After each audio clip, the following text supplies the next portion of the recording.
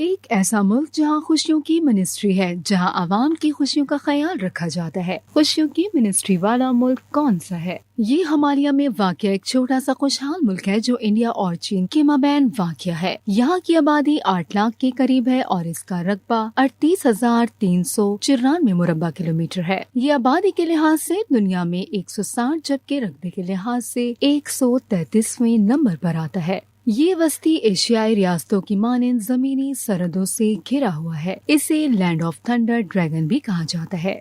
بھوٹان، جس کی جڑیں اس کے ثقافتی ورثے سے جڑی ہوئی ہیں، یہاں کے اکثریت رہائشیوں کا مذہب بدھ مت ہے۔ یہ ایک ایسا ملک ہے جہاں جمہوریت اور بادشاہت کا دلچسپ امتزاج پایا جاتا ہے۔ کو ہمالیہ پاکستان سے شروع ہو کر بھوٹان میں داخل ہوتا ہے، جہاں بلند ترین چوٹیاں ہیں۔ اس کا موسم اونچائی پہ واقع ہونے کی وجہ سے عموماً سرد اور طوفانوں کی زد میں رہتا ہے۔ بھوٹانی ہمالیہ میں سطح سمندر سے 7,000 میٹر سے بلند چوٹیاں ہیں اور اس کی بلند ترین چوٹی گینگکار پیونزیم ہے، جس کا شمار دنیا کی بلند ترین چوٹیوں میں ہوتا ہے۔ یہاں کے نشیبی علاقوں میں بنگال ٹائیگرز، چیتے، خرگوش، کالے ریچھ، سرخ پانڈا، نیلی بھیڑ اور ہرن کی مختلف اقسامیں پائی جاتی ہیں۔ یہاں پرندوں کی 770 سے زائد اقسامیں ہیں۔ بھوٹان کی معیشت کی بات کی جائے تو اس کا انحصار بنیادی طور پر کاشتکاری، جنگلات، ٹورزم اور ہائیڈرو الیکٹرک پاور پہ ہے۔ یہاں پر ماحولیات پر خاص کر توجہ دی جاتی ہے۔ تمباکو نوشی کو سختی سے بین کیا گیا ہے۔ یہاں ہر برس لاکھوں سیاح آتے ہیں۔ بھوٹان میں زمینی ذرائع آمد و رفت تو موجود ہیں، مگر یہاں کوئی ریلوے ٹریک نہیں۔ شرح خواندگی کی بات کی جائے تو تقریباً 60% آبادی خواندہ ہے۔ بھوٹان میں 1/3 آبادی کی مجموعی عمر 22 سے 23 برس کے درمیان ہے، یعنی یہاں نوجوان طبقہ اکثریت رکھتا ہے۔